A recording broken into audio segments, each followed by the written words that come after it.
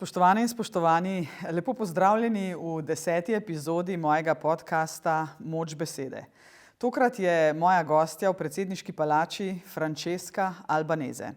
Madame Albanese, you have an extremely busy schedule, I do know, and I'm really very grateful that you found time to come here to the presidential palace and talk to me. So thank you and welcome. Thank you so much. It's a honor and a pleasure. Francesca Albanese je prva ženska, ki opravlja funkcijo posebne poročevalke Združenih narodov za stanje človekovih pravic na okupiranem palestinskem ozemlju. Funkcijo opravlja od maja 2022, lani pa jo je Svet OZN za človekove pravice potrdil za drugi triletni mandat. Priznana mednarodna pravnica je med drugim leta 2023 prejela mednarodno nagrado Stefano Chiarini, leta 2024 pa je portal PassBlue izbral za osebnost leta. Tako kot večina njenih predhodnikov je bila tudi ona deležna hudih kritik, kljub pritiskom pa neumorno opozarja na kršitve pravic Palestincev in neizmerno trpljenje civilnega prebivalstva v Gazi.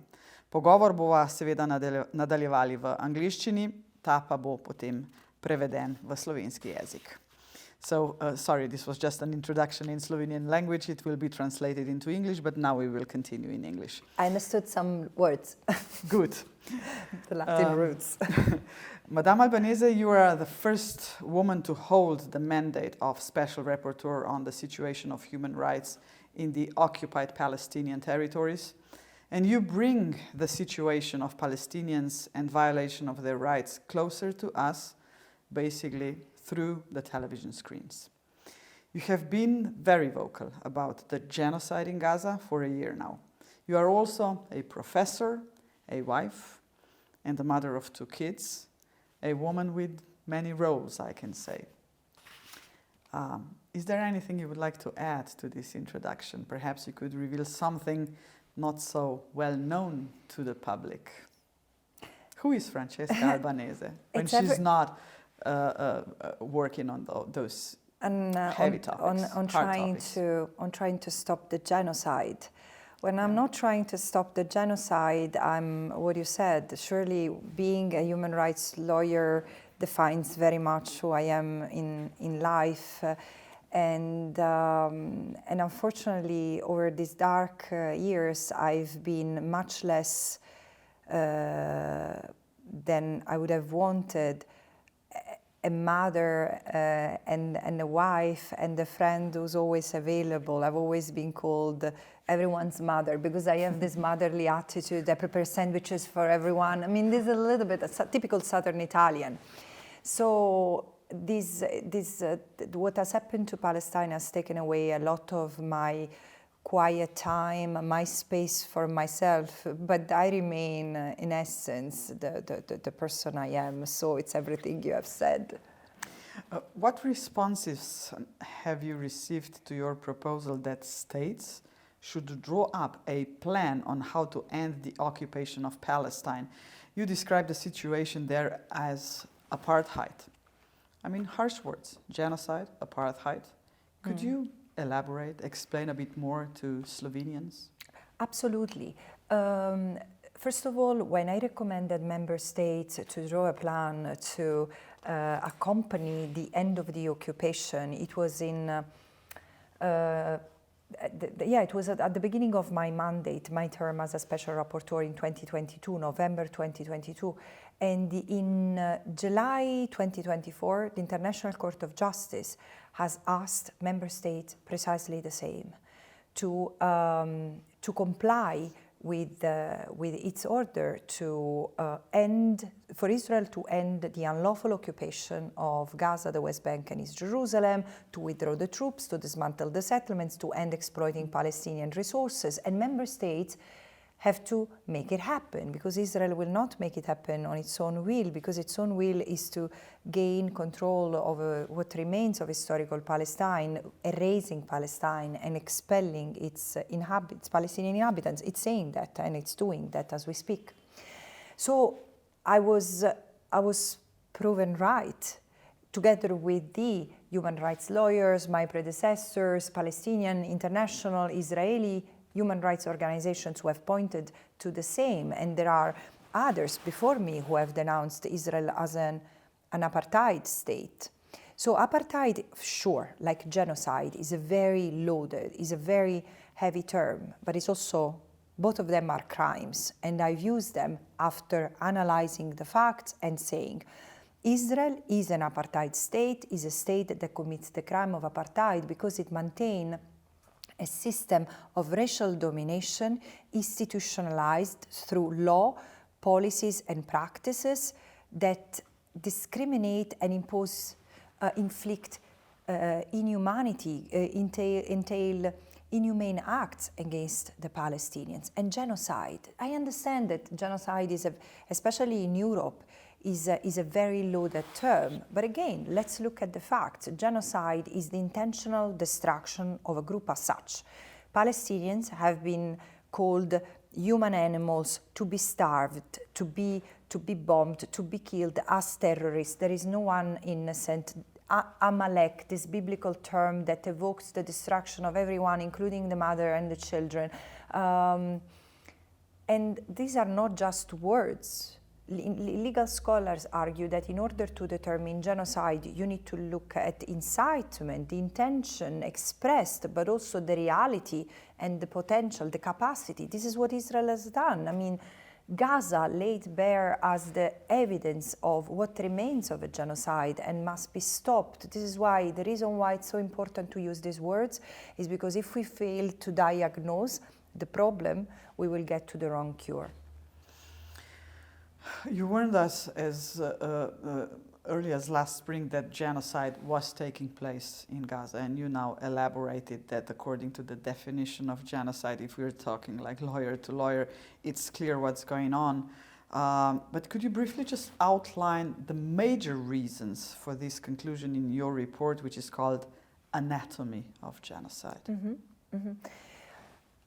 I wrote Anatomy of a Genocide, which is basically an X-ray of the military assault that Israel has carried out against the Gaza Strip in response to the violent attack that Israel has suffered. And there are crimes, no question, there are crimes that Hamas and other Palestinians have committed against Israeli civilians, because had the attack been limited against, to military bases, my assessment would be very different. There were Israeli civilians brutalized, killed, and kidnapped, and these deserved justice. These didn't deserve a war, though, because Israel, as an occupying power, cannot unleash a war against the occupied territory. Plus, people keep on talking about the war, but where are the armies? And if we stop talking about Israel's self-defense and we moved to discuss Palestinian self-determination, we would understand that the Palestinians are at risk of extinction in the little that remains of their land. But however, it's very important to understand this category in order to find the responsibilities and responsible action that follows. So, in the first 5 months of the genocidal assault, Israel had killed 30,000 people. 30,000 people in 5 months. Today the number is nearly 60,000 people already. Double. Yeah. And 70%, from the beginning until now, 70% of the ascertained victims have always been women and children. Why? Because this is the demography of Gaza. Half of the population is made of children, was made of children pre-genocide. And again, the intention has always been destruction, creation of conditions of life. What is genocide? Is acts of killing members of the group, intentional creation of conditions of life calculated to destroy, or deliberate infliction of severe bodily or mental harm. Think of the severe conditions inflicted upon inmates. Over 10,000 people detained, and many of them tortured, and some of them raped even to death. I mean, this is documented, and it has been documented since. When we are discussing genocide, it's probably the easiest part is to say so many people were killed, you know? But genocide is not just about genocide killing. is not about killing. Yeah. When reading your reports, Israelis have many tools to speed up the extinction of Palestinians. One of them is starvation, the other is access to water. It's using everything it has. Because I don't look like it was also during the other genocides, including Nazi-fascist genocide. In the beginning, the intention of the Nazi regime was not to kill them all, to kill all the Jewish people, was to ethnically cleanse Germany. And then when there was the occupation of Eastern Europe, there were millions of Jewish people living there. And this is where the extermination component kicked in, the mass killing, and because there were many defectors and it was difficult to kill them all, this is where the concentration camps were devised. But meanwhile, Jewish people had been tormented, discriminated against, and killed, including through starvation and medical neglect in ghettos. So this is why I say we are wrong as Europeans to associate genocides to the concentration camps only, or the machetes when it comes to Rwanda. Yes. I mean, we need to look at connect all the dots and what Israel is doing against the Palestinian people, as such, because this is the critical element of genocide, that in a genocide there is such a level of dehumanization of the other, that the personal contour, who you are, woman, a man, doesn't matter, an elderly person or a child, doesn't matter, a doctor, an artist, a combatant, or a baker, or a priest, doesn't matter. You don't matter as an individual. As long as you are a Palestinian, you can be killed. And with no consequences so far. And this is the sad part of the story. The consequence should have been already after Anatomy of a Genocide, where I said, look, if you don't address it, you will have normalized what Israel is doing, which is humanitarian camouflage, capsizing international humanitarian law, using humanitarian jargon like evacuation order, humanitarian corridors, safe zones, human shields, or collateral damage, like a justification. So this is humanitarian camouflage. And 6 months later, Israel used the same script in Lebanon. And after 6 further months, it used the same script to destroy completely refugee camps in the West Bank. I mean, the West Bank, 1,000 people have been killed in the land in 1 year and a half. 10,000 people have been arrested, many of them killed in jail, tortured to death, and among the killed there are over 200 children, and the full destruction at the hand of the army and the settlers. And the Palestinian Authority is clearly not there to protect the Palestinians. Have you seen one security official of the Palestinian Authority arresting one settler ever in 33 years? No, because this is not their function. Their function is to secure, cooperate with the Israeli security system. I mean, the Palestinians are trapped at so many levels. This is why I say this is so wrong and we need to stop it. You are tackling not only Gaza but also West Bank.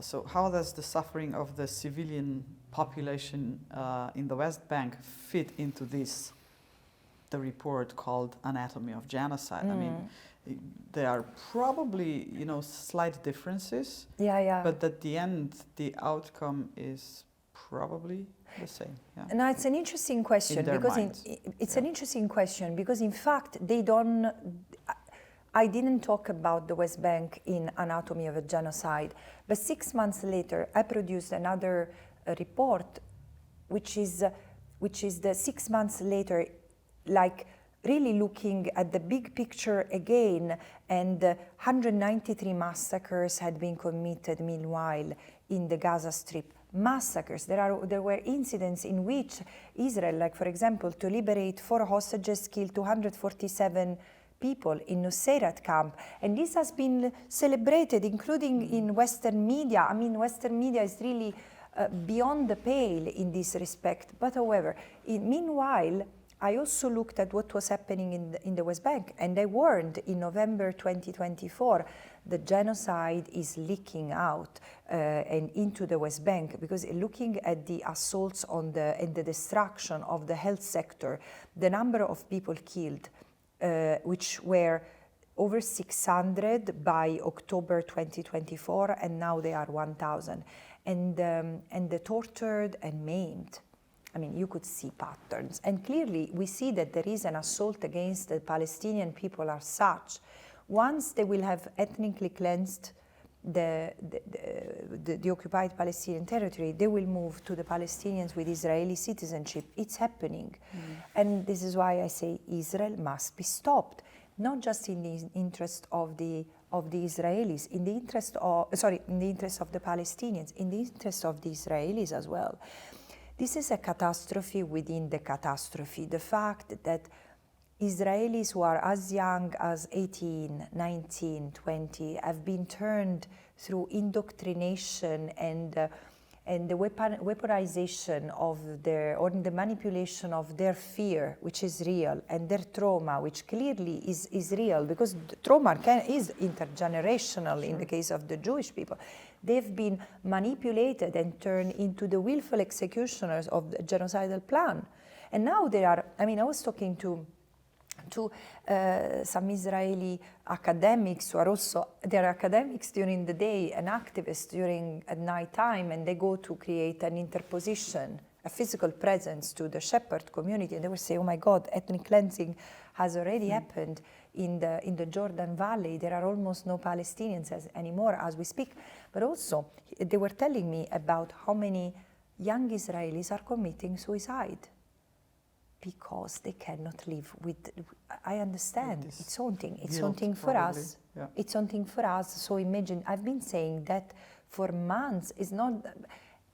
But again, this is why it's really a stain on our conscience. Do you ever ask yourselves? I do ask myself sometimes, or many times, how is this possible that the nation who suffered so much during the Second World War, Holocaust, 6 million Jews were killed, if I'm correct, and now they're doing the same to some other nation? Yeah, but I don't. Yeah, because I don't think that they are the same. First of all, there are so many Jewish people. There are differences, of course. Yeah, but still, there are. Yeah, it's Israel. It's directed to one group, as you are saying. Yeah, I think that there is one thing that we must understand, especially as Europeans, is that there was Zionism was conceived as a response and as a nationalist response to centuries of persecution of the Jewish people. And many Jewish people, while Zionism was proposing the creation of a state for the Jews, where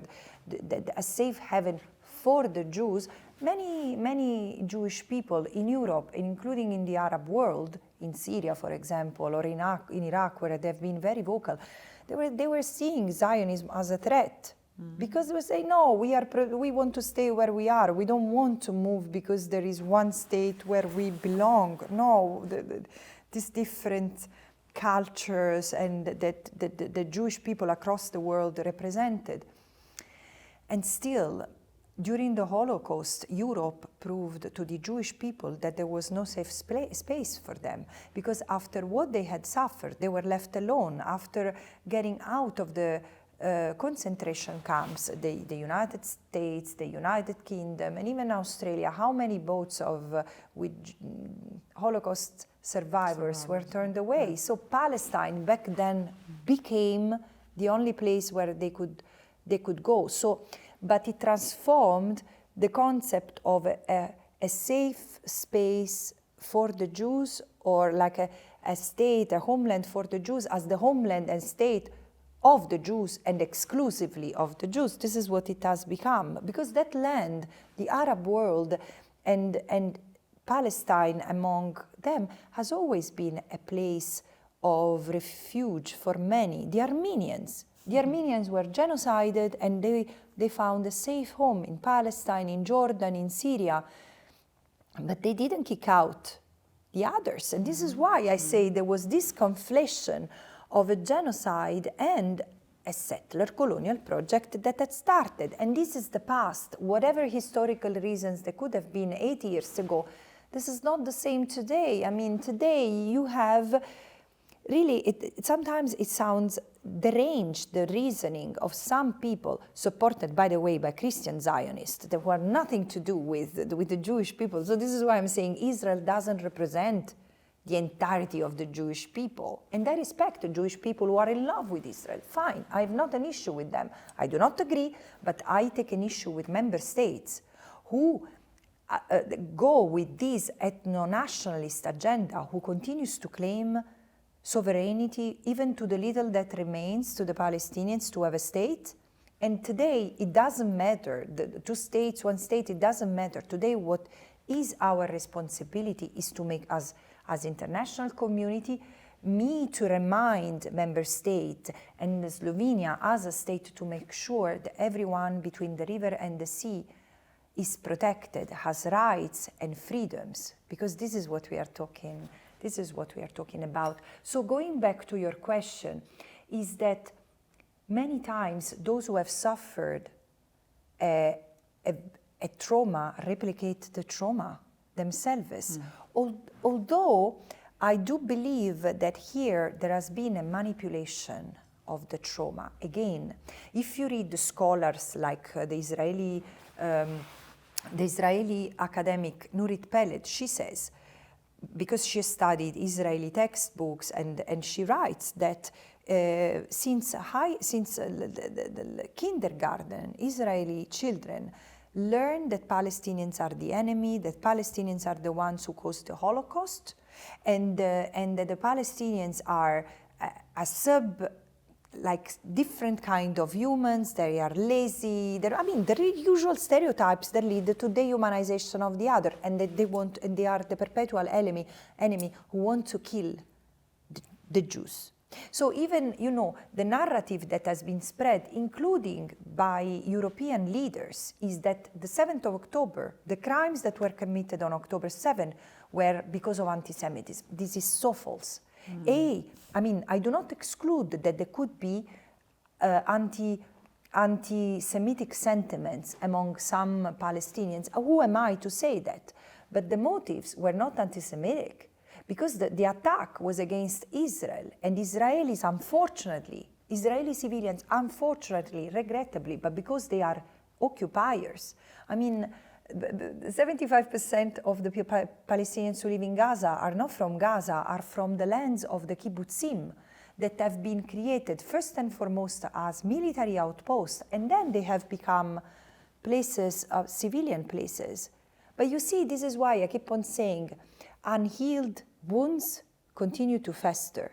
And also, sorry to say, but Israelis have been lived with the ghetto that Gaza has become for decades. And many Israelis, many of those living in the kibbutzim, were really peace activists and active against apartheid and the occupation. This is the tragedy within the tragedy. Mm-hmm. But average Israelis don't even care about what the soldiers do in the occupied Palestinian territory. So there is this mental, cognitive dissonance that they really believe that there is a dark area that doesn't belong to their conscience. It does, and this is the reminder of it. Listening to you, and then I read also one more report of you about the corporations which are supporting genocide in Palestine. Most of them are operating on occupied territories with illegal settlements. And this report was a shock to read, I have to be honest. I got frustrated reading it, mad sometimes. It has 40 pages, and I read it. I didn't stop. Why did you decide also to show what's behind the guns and tanks? Because in this report, it's all about the economy, all about the mastermind plan behind.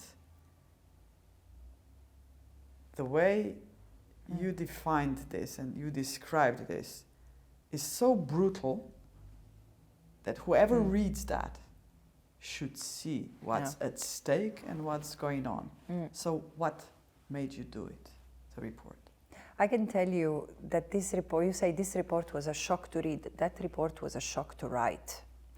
And I can imagine. I had I was collecting pieces of the puzzle, and I was working on something. I will answer your question, but then I realized that the puzzle revealed something else. So I thought I would paint a window, and then I face a city in front of me. This is the reality. So I started investigating the private sector because of the arms manufacturers. Because Israel has such an industry. Israel is a military state which has produced... $46 billion is a budget for military. Yeah, but also look at what it sells. Definitely. And technology They and security export surveillance. Yep. So there was this sense, and I thought that there should be accountability. But then what has happened is that I realized that Israel over decades has set up a real economy of the occupation where private companies, which historically, I mean, this is not surprising, historically corporations have been enablers and drivers of settler colonial enterprises. So dispossession and depredation of other people. However, in the occupied Palestinian territory, Israel has used and has relied upon the private sector to displace the Palestinians. So it has needed weapons, but also excavators, bulldozers, and others to displace and segregate the Palestinians. The surveillance system, the cameras, the checkpoints, everything that has created, that has incarcerated them in villages and towns, not just in prisons, and then spied on them, surveilled them. This is not something that has only displaced the Palestinians.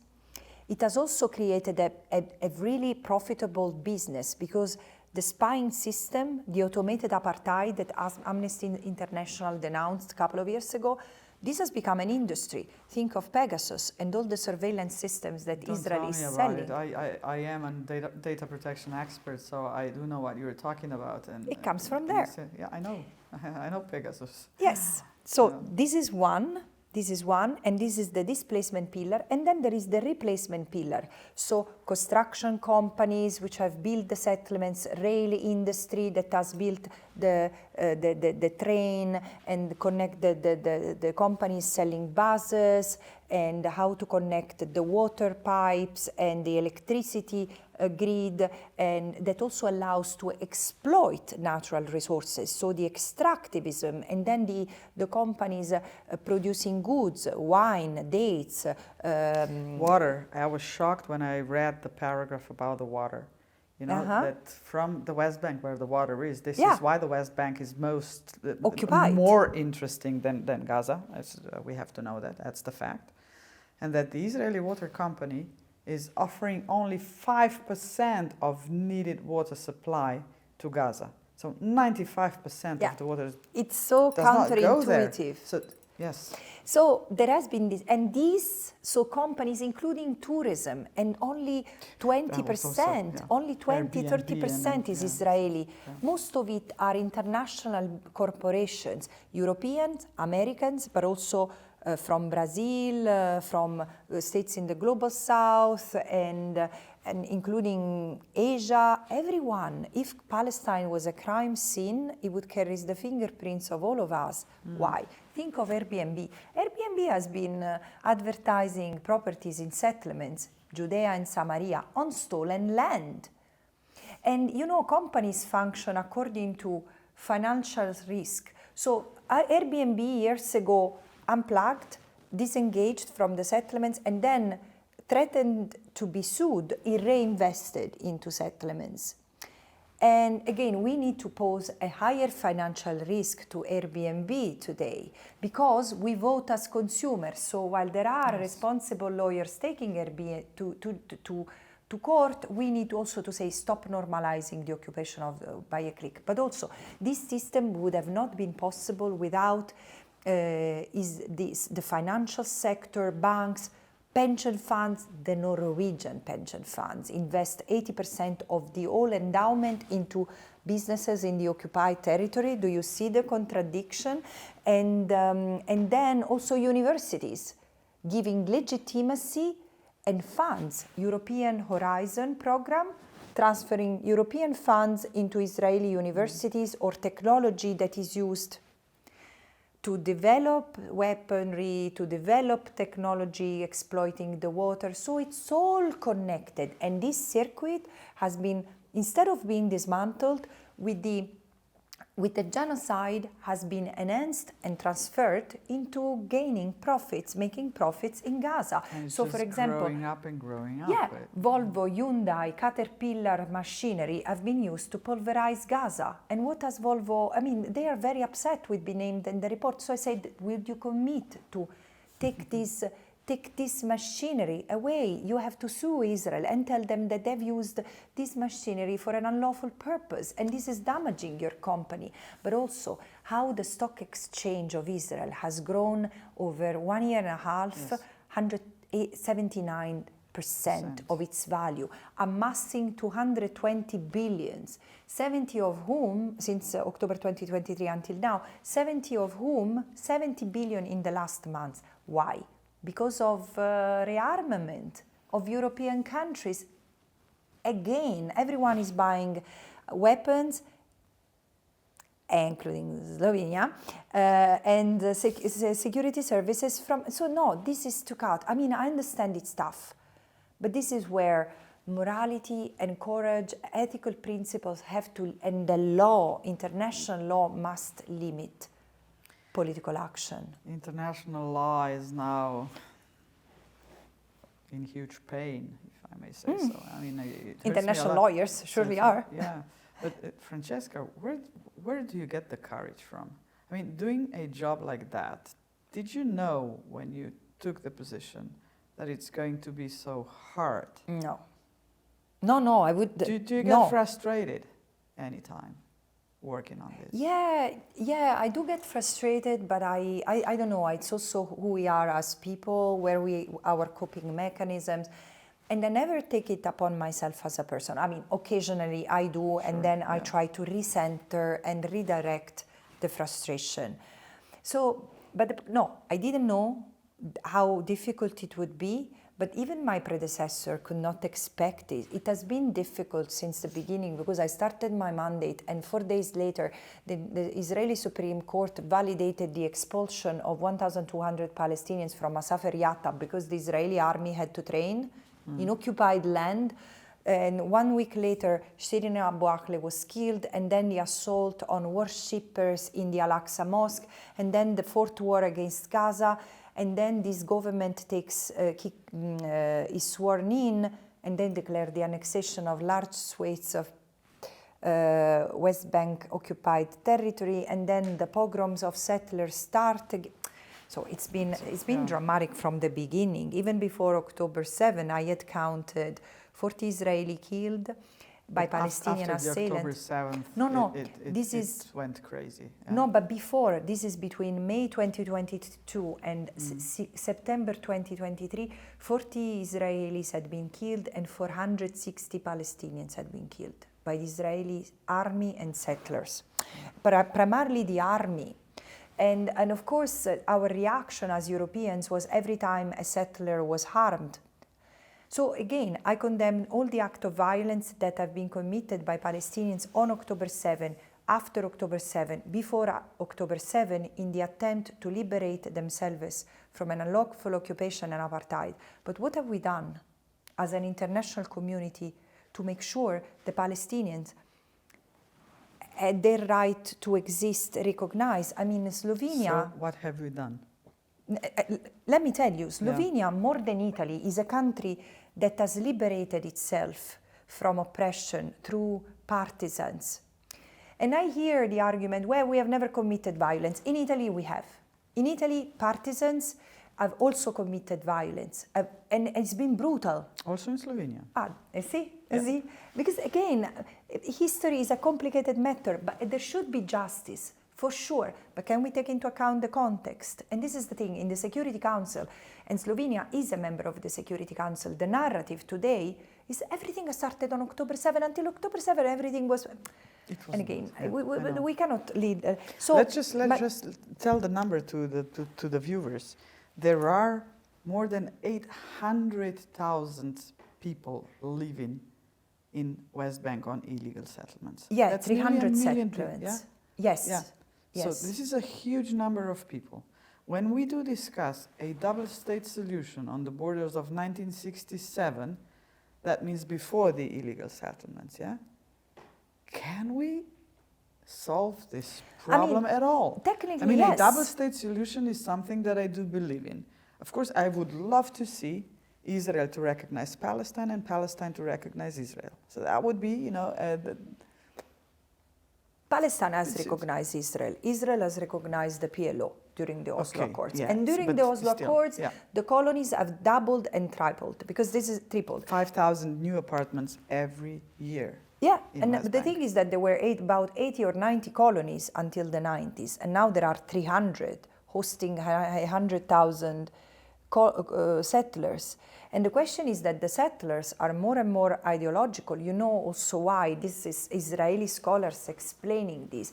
Because in the past 20 years, since the disengagement from Gaza, first of all, the 10,000 settlers who were in the West Bank, in Gaza, were moved to the West Bank. And also there has been everyone with mental issues, youth at risk, they've been sent for rehabilitation to the yeshiva schools. The yeshiva schools have become more and more an indoctrinating space. So think of Israeli children living in settlements. They are held responsible for the choices of their parents and their states. But going back to the questions you were asking before, I think of all these, I think that we have the power to do the right thing today. And the right thing for the Israeli, for the Palestinians, and for all of us is return to a place where it's not might that makes right. And we need to return to legality. Otherwise, it's just lawlessness. It's unacceptable and it's dangerous. Can I ask you one more question before we conclude?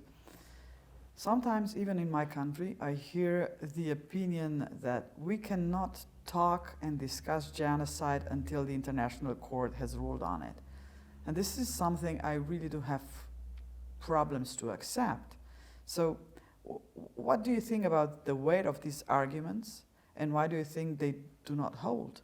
Because I said to my people in Slovenia, are we going to watch the genocide being concluded, and then the court will say, yes, that was genocide? Or are we going to say that this is genocide because there are all elements of genocide clearly visible in front of our eyes? No, I agree with you. But also, read the title. I invite these people to read the two things.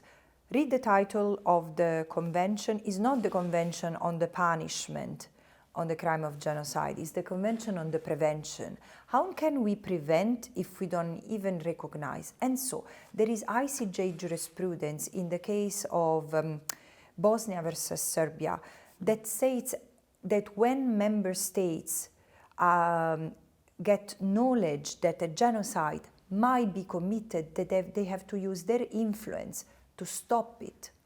And the member states have been, including Slovenia, have been put on notice when on the 24th of January 2024, the International Court of Justice recognized the risk of irreparable harm to the Palestinians under the Genocide Convention as plausible. So they recognized the plausibility of acts of genocide being committed and recommended a number of measures, including Israel to stop the acts that he was committing, to allow unfettered humanitarian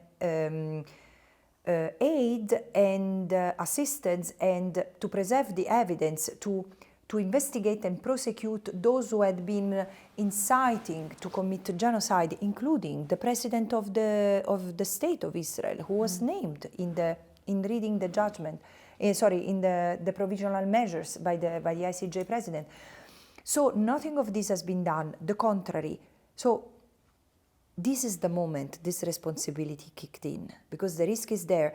It would be paradoxical to say that we need to wait for a court to establish that there is genocide, so we would grant due process to a state and denied protection to the people that the Genocide Convention aims to protect, which are the plausible, the Palestinians toward which there is a plausible harm recognized in 15 days, so during an emergency procedure. So it doesn't make sense. These are excuses, I'm afraid. Just my last question. Do you think that the refugees and the displaced persons from the wars of 1948 and then in 1967, will they be ever able to return back to their homes? There is no question that they have a right to return. They have the right, but will like they be able? Look, like the Jewish people who have been the survivors of the Nazi-fascist Holocaust have the right to return to the countries where their ancestors were killed or from which they were kicked out. Then, of course, the practicalities of it have to be discussed. But you know, it's interesting because even when it comes to restitution claims, it was only at the end of the Cold War that the claims of Jewish people and Jewish organizations to get restitutions of some possessions and buildings and other properties in Eastern Europe, for example, was possible. So it took like 50 years for political will to form, to accompany and to sustain those demands. Plus for the Palestinians today, it's not even a material thing, it's really immaterial, and it's the connection with the land. Even the Palestinians need to close the circle of their pain and displacement, which has started with the dismemberment of their homeland. So, of course, and this is not at the expense of Israeli rights, but Israeli privileges, and the privileges are not the same thing as rights. Correct. And we can easily say, you know, that brutality always produces brutality.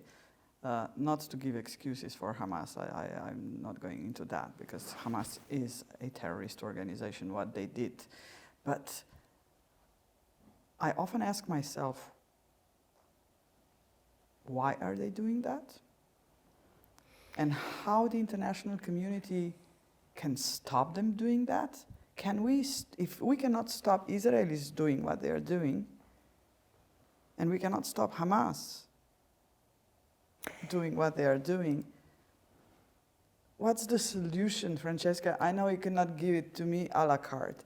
It's not to lose hope. That's what I sensed from, you know, your passion and the energy for the work that you are doing right now. But on political level, my opinion is, and I'm pretty sure that as a lawyer you do share that opinion with me as well, that we should do more on political level, but without a change in the UN Charter and the veto rights in Security Council. It's going to be really hard. No, I agree with me that this is like the biggest obstacle? Because the veto powers in Security Council are stopping every single resolution which is aiming to find a solution of a problem. No, I think it is a problem, but it's not the only or the main problem, because I think it's the lack of will at state level. Because look, we have a German chancellor who less than 10 days ago said or 2 weeks ago said something like Israel is doing the dirty job for all of us. All of us? Is he talking about the Germans? Is he talking of the Europeans? Is he talking of Western people? Because you see the ideology out there, and this is something that I don't know if it applies to Slovenians, but I see a lot of proximity between your country and Italy. And in Italy, in the past 20 years, there has been such an Islamophobic narrative that has been really that has been spread and upheld by those in power in order to create distractions. So the problem are the migrants and the refugees, and not the tax evaders, and not those who have transformed our life and our jobs into a market serving endeavor. I'm saying, yes, I hope that at the end of it, at the end of the tunnel, there will also be the reform of the UN Charter, in the sense the removal of the veto power, which is a legacy of the past century, of a colonial order and a post-World War II order, which reflected that stronger power in the hands of the winners of the Second World War. We are in a different place. There are no 50 member states, there are 193. But you see, the United States is accompanying Israel in the dismemberment of the multilateral order from a legal point of view, using war against the principle of self-defense. You know what's the absurdity? Republicans and Democrats. Yeah, but this is why I'm saying probably today, as Europeans, we need to reconsider our alliances. And then they are dismantling the political system because they are completely obliterating diplomacy. I mean, diplomats have knowledge, also of international relations. The politicians do not have. Politicians come and go. Diplomats are there with a different sense of preservation of national interests. And this is being dismantled, and also humanitarian assistance. So the three functions of the United Nations, before even thinking of a development, that then lead to the preservation of peace and security, but the legal function, the diplomatic function, and the humanitarian functions, they are being obliterated.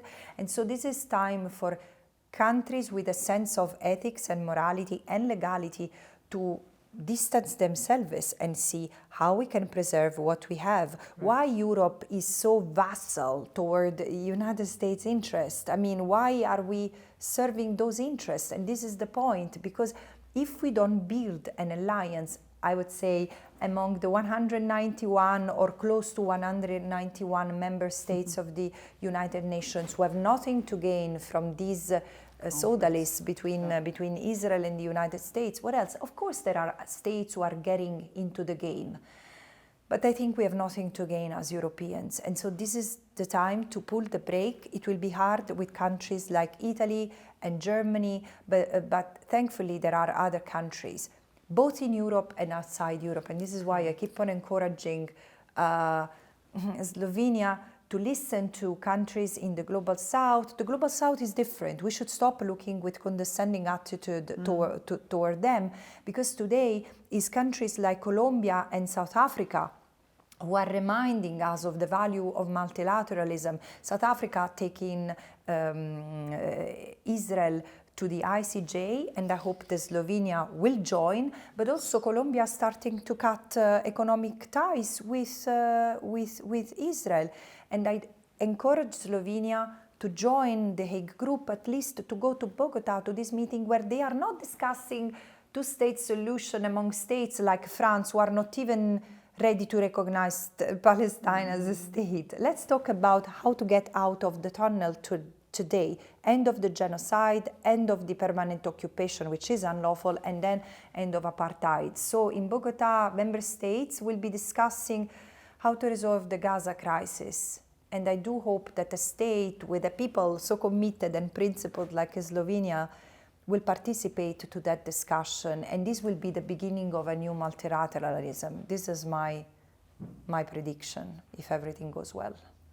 Dear Francesca, Madame Albanese, your energy is contagious. Oof. Thank you. Thank you for sharing, all the knowledge and wisdom behind the situation in Palestine. We most of the time do not understand, but I would like to ask you, continue the work, continue the good work, the excellent work that you are doing on behalf of the people in Slovenia who are supportive of Palestine. And let us conclude with Sophocles, not to hate, to love. We are on this world. And so as a woman, you probably understand this a bit more. And just to let you know, there is not a single country on this planet which would be totally ethnically clean. Not a single one. So we have to live with that. We have to find solutions. Yeah, we will. And I would like to thank you for showing us what's wrong and putting a mirror in front of us. I'm so glad you conclude with the word love, because you know I was talking to your team before and they were telling me Slovenia is the only country which has love, and lawyers do not use this word enough. And politicians also. And very rarely. It's all about love, and if we love each other as simply human, we discover the full meaning of humanity. Correct. And may it be love from now on instead of hate. Thank you. Thank you. Hvala, spoštovane poslušalke in poslušalci, seveda tudi vam, ker ste poslušali ta podcast. Do naslednjič.